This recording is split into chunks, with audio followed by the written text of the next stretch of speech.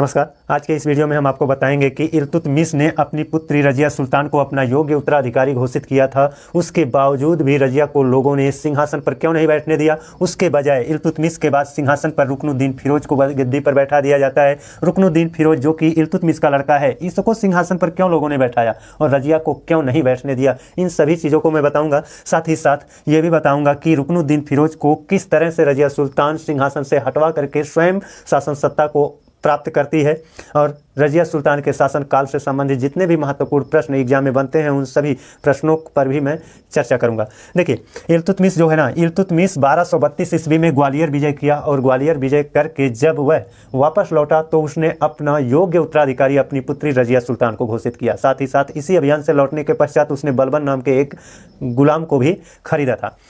अब इल्तुतमिश ने अपना उत्तराधिकारी, योग्य उत्तराधिकारी अपनी पुत्री रजिया को घोषित कर दिया है। अतः इल्तुतमिश की मृत्यु के पश्चात रजिया को सिंहासन पर बैठना चाहिए। लेकिन अमीर लोगों, अमीर तुर्क, अमीर सरदार जो थे, उन अमीर सरदारों ने रजिया सुल्तान को सिंहासन पर नहीं बैठने दिया, बल्कि इल्तुतमिश के लड़के रुकनुद्दीन फिरोज को सिंहासन पर बैठा दिया।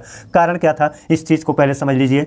क्योंकि उस समय ना गुलाम वंश में अमीर सरदारों का बोलबाला राज दरबार में ज़्यादा हुआ करता था। रुकनुद्दीन फिरोज के शासनकाल में भी अमीर सरदारों का बोलबाला ज़्यादा था, है ना। और जब अमीर सरदारों का बोलबाला था तो इसकी मृत्यु के पश्चात अमीर सरदार ही सिंहासन पर लोगों को बैठाते थे। अब अमीर सरदार ये नहीं चाहते थे कि कोई महिला हम पर शासन करे, कोई महिला हम पर शासन करे, ऐसा वो नहीं चाहते थे। आप सब लोग जानते हैं कि हिंदू धर्म में पुरुष लोग महिलाओं को महत्व देते हैं, लेकिन मुस्लिम धर्म में महिलाओं को मुस्लिम पुरुष महत्व नहीं देते हैं, है ना। तो यही कारण था कि अमीर तुर्क ये नहीं चाहते थे कि उनके ऊपर अगर कोई शासन करे तो वो महिला हो।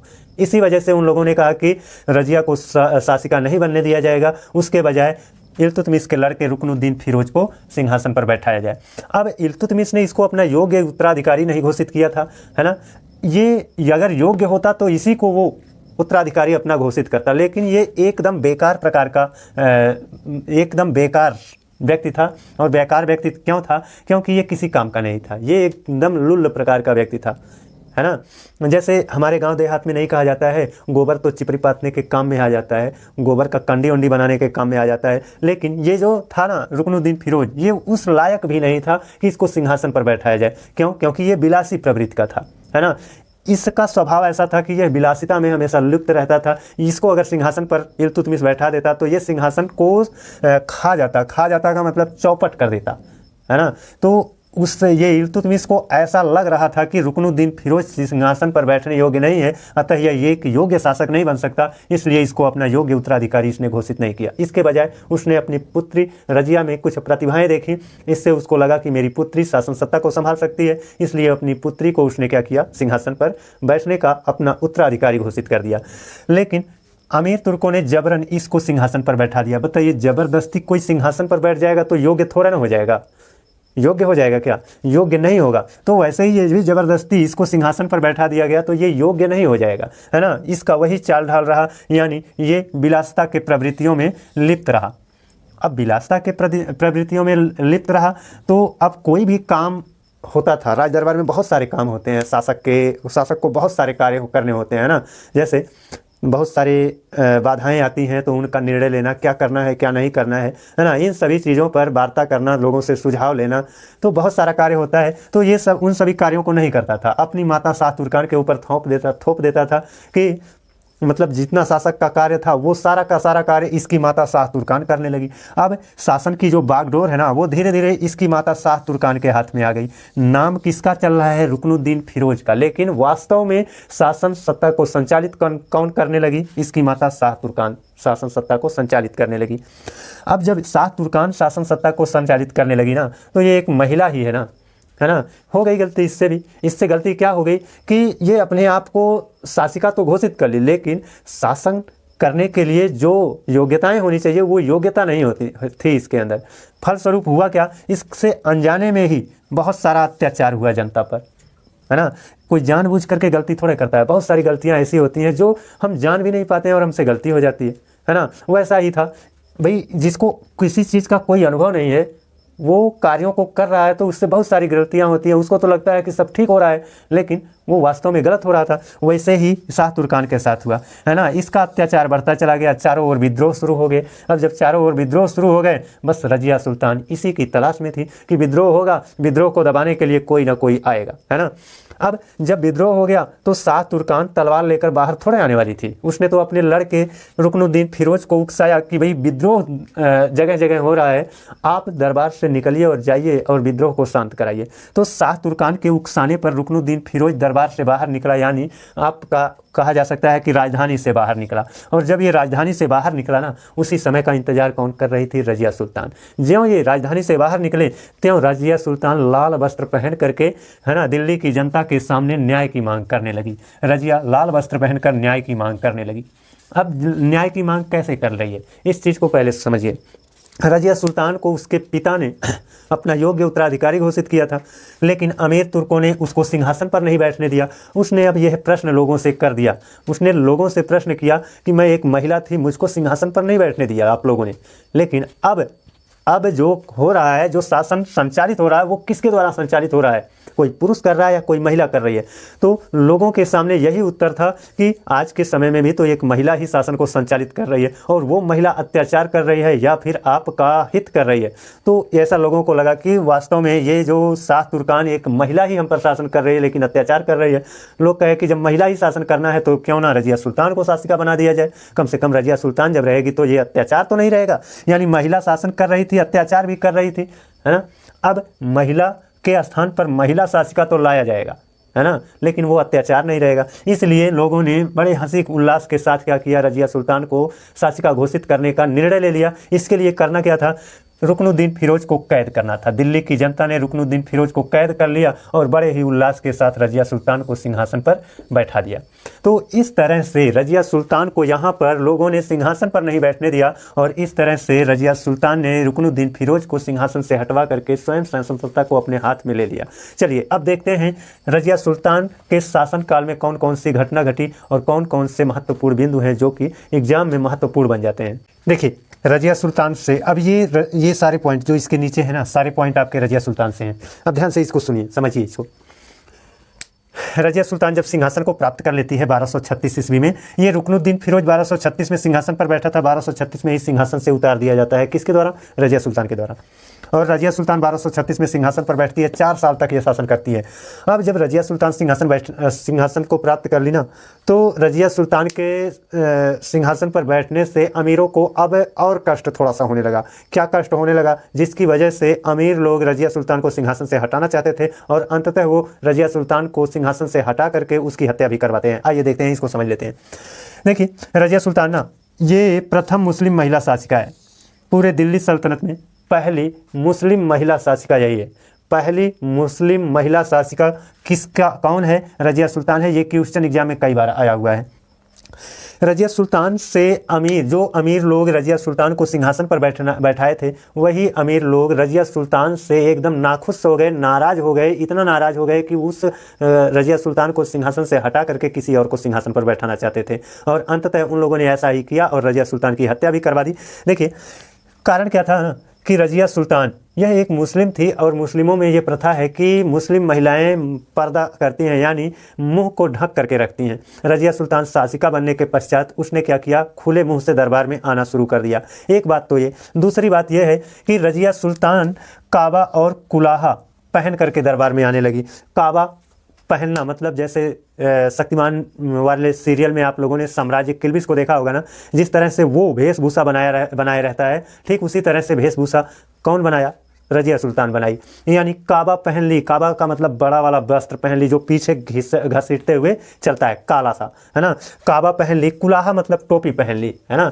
तो बड़ा सा वस्त्र, काला सा बड़ा सा वस्त्र पहन करके सिर पर टोपी दे करके वो राज दरबार में आने लगी, वो भी कैसे? खुले मुँह से। ये चीज़ उन अमीर मुसलमानों को, अमीर सरदारों को अच्छी नहीं लगी। इस वजह से वो रजिया सुल्तान को सिंहासन से हटाना चाहते थे, है ना।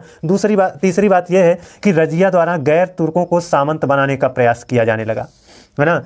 देखिए तुर्क मुसलमान केवल ये सोचते थे कि तुर्कों को ही बड़े पद दिए जाएं, यानी सामंत वाला पद जो होता है एक बड़ा पद होता है, तो तुर्क लोग सोचते थे कि बड़े पद पर यानी सामंत वाले पद पर केवल तुर्क को ही नियुक्त किया जाए। लेकिन रजिया जानती थी कि ये तुर्क अगर नियुक्त हो जाएंगे ना, तो तुर्क अमीर ये लोग राज दरबार में बहुत ज़्यादा तीनापाची करते हैं, इसलिए वो सोचती थी कि इनको ना नियुक्त करें तो अच्छा है, मैं सुरक्षित रहूँगी। इसलिए उसने क्या किया, गैर तुर्कों को सामंत वाले पद पर रखना शुरू कर दिया। अब अमीर तुर्कों को ये भी बात खलने लगी कि हम लोगों को तो ये ध्यान नहीं दे रही है, यानी हम लोगों को बड़े पद नहीं दे रही है, हम लोगों को छोटे पद दे रही है, और गैर तुर्कों को, जो तुर्क मुसलमान नहीं हैं, उनको वह क्या कर रही है, बड़े पद को दे रही है। तो ये तीसरी बात थी जो उन अमीर तुर्कों को पसंद नहीं आई। पहली बात क्या, खुले मुंह से दरबार में आना। दूसरी बात क्या, काबा और कुलाहा पहन करके, यानी बड़ा वस्त्र और सिर पर टोपी दे करके दरबार में आना। तीसरी बात क्या, बड़े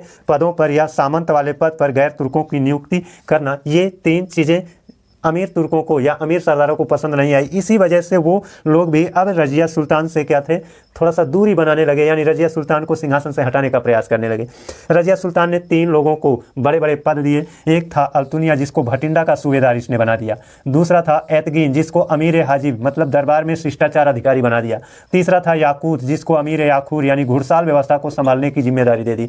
तो ये 3 बड़े पद अल्तुनिया, एतगीन और याकूत को दिया। इन तीनों में ना जो याकूत था, ये याकूत रजिया के प्रति सदैव निष्ठावान रहा। यानी आप कुल मिला जुला कर कह सकते हो कि रजिया का साथ कौन देता था, ये याकूत। यहाँ से क्वेश्चन बनता है कि रजिया का निष्ठावान सदैव कौन बना रहा, तो याकूत बना रहा। ये दोनों रजिया सुल्तान के निष्ठावान नहीं बने रहे। अब ये तो रजिया का साथ दे रहा था। दूसरी बात यह है कि रजिया से विद्रोह सबसे पहले किसने किया, रजिया ने, जिसको भटिंडा का सूबेदार बनाया ना, जिस सांप को इसने क्या नाम है, दूध पिलाया ना, उसी सांप ने इसको डसा। ये अल्तुनिया को क्या किया, अल्तुनिया को इन्होंने, रजिया सुल्तान ने भटिंडा का सूबेदार बनाया और इसी अल्तुनिया ने रजिया के विरुद्ध सर्वप्रथम विद्रोह कर दिया। अब ये विद्रोह ऐसे ही नहीं किया, लाभ के चक्कर में था। लाभ के चक्कर में ऐसे था कि अमीर सरदार लोग इसको लालच दिए कि तुमको हम सिंहासन पर बैठाएंगे, लेकिन तुमको इसके लिए काम ये करना होगा कि तुम भटिंडा में सूबेदार हो और भटिंडा में विद्रोह उत्पन्न करवा दो। और जब भटिंडा में विद्रोह उत्पन्न होगा तो तुम कहना कि ये विद्रोह हमारे कंट्रोल से बाहर है, अतः रजिया सुल्तान को भटिंडा आना पड़ेगा। तो रजिया सुल्तान, ऐसा ही हुआ, भटिंडा में रजिया सुल्तान को जाना पड़ा। और जब रजिया सुल्तान भटिंडा पहुंची तो अल्तुनिया ने क्या किया, अल्तुनिया ने इसको गिरफ्त में ले लिया। अब रजिया सुल्तान अकेले नहीं गई थी, रजिया सुल्तान अपने वफादार याकूत के साथ गई थी। याकूत और रजिया दोनों को ये अल्तुनिया ने क्या किया, गिरफ्तार कर लिया। और गिरफ्तार करके याकूत की तो हत्या कर दी, लेकिन रजिया सुल्तान की हत्या नहीं किया। अब जब रजिया सुल्तान की हत्या नहीं किया, इसलिए नहीं किया, वो सोचता था शासक बन जाएं हम, तब क्या करें, इसकी हत्या करें। लेकिन अपने शासक बनने के चक्कर में था, लेकिन अमीर तुर्कों ने इसको शासक ना बना करके मुइजुद्दीन बहराम शाह को शासक बना दिया। क्योंकि ये अमीर तुर्क जो थे, अमीर सरदार जो थे, वो लोग ये सोचते थे ना कि ऐसे लोगों को, ऐसे आदमी को शासक बनाया जाए जो हमारी बात सुने, हमको बड़े पद दे। ऐसे लोगों को वो शासक बनाते थे। तो ये लोग जानते थे कि अल्तुनिया थोड़ा टेढ़ा व्यक्ति है ना, शासन सत्ता पा जाएगा तो पता नहीं हमारी बात सुनेगा कि नहीं सुनेगा। इसलिए अमीर तुर्कों ने ये सोचा कि इसको छोड़ो, हटाओ, बहुत टेढ़ा है ना, इसको नहीं शासक बनाएंगे। मुइजुद्दीन बहराम शाह जो कि एक बकलोल शासक है, बेकार व्यक्ति है ना, मतलब हमारी बात ज़्यादा सुनने वाला है, इसको शासक बना दिया। जब इसको शासक बना दिया ना, तो इसको झटका लगा अल्तुनिया को, जिसने पहला विद्रोह कर दिया था रजिया सुल्तान के, और रजिया सुल्तान को ये कैद में भी रखा है। और अब जब ये मुइजुद्दीन बहराम शाह शासक बन जाता है तो अल्तुनिया को झटका लगता है। अल्तुनिया ने रजिया सुल्तान की हत्या नहीं की, बल्कि क्या किया, रजिया सुल्तान को सारी कहानी बताई कि मैंने ऐसे ऐसे लालच में आ गया, सारी घटना इसने बताई। रजिया सुल्तान को लगा कि, उसने कहा कि चलो जो गलती हो गई वो हो गई, लेकिन अब हमको बड़ी बुद्धिमानी से काम लेना है, अब हम दोनों को मिल करके शासन सत्ता को पुनः प्राप्त करना है ना। ऐसा निर्णय तो इन दोनों ने ले लिया और काफ़ी समय तक साथ में रहे। इसलिए इन दोनों ने क्या किया, विवाह भी कर लिया। अब विवाह कर लिया, उसके पश्चात इन लोगों ने शासन सत्ता को प्राप्त करने का प्रयास किया, लेकिन वो शासन सत्ता को प्राप्त नहीं कर पाए। इनको खदेड़ दिया गया, और खदेड़ दिया गया, एक लावारिस की तरह ये दोनों इधर उधर भटक रहे थे। और एक दिन क्या हुआ, 13 अक्टूबर 1240 ईस्वी को डाकुओं का एक झुंड आता है, और उस डाकुओं के झुंड ने रजिया सुल्तान की हत्या कर दी। और वो हत्या हुई थी कैथल के निकट। कैथल के निकट रजिया सुल्तान की हत्या हो जाती है। कौन करता है, डाकुओं का एक झुंड करता है। कब करता है, 13 अक्टूबर 1240 को कर देता है। अब एक महत्वपूर्ण प्रश्न रजिया सुल्तान के शासन काल से यह आता है कि रजिया सुल्तान 36 में तो शासिका बनी है ना, जस्ट 2 साल बाद 1238 ईस्वी में, है ना, मंगोलों का द्वितीय आक्रमण होता है। मंगोलों का प्रथम आक्रमण का भय इल्तुतमिश के शासनकाल में उत्पन्न हुआ था, है ना। और मंगोलों के आक्रमण का द्वितीय भय रजिया सुल्तान के शासनकाल में 1238 ईस्वी में उत्पन्न हुआ और रजिया सुल्तान ने पिता की नीतियों का पालन करते हुए इस मंगोल आक्रमण से भारत को बचा लिया था, है ना। तो इतने सारे पॉइंट हैं और ये सारी कहानी थी रजिया सुल्तान के शासनकाल की। तो आज का वीडियो हमारा कैसा लगा आपको कमेंट करके ज़रूर बताइएगा। अगले दिन आप लोगों से एक नए टॉपिक के साथ, एक नया क्या टॉपिक रहेगा, इसी के आगे का टॉपिक रहेगा, इसके आगे का टॉपिक मैं लेकर के आऊँगा। तब तक के लिए धन्यवाद।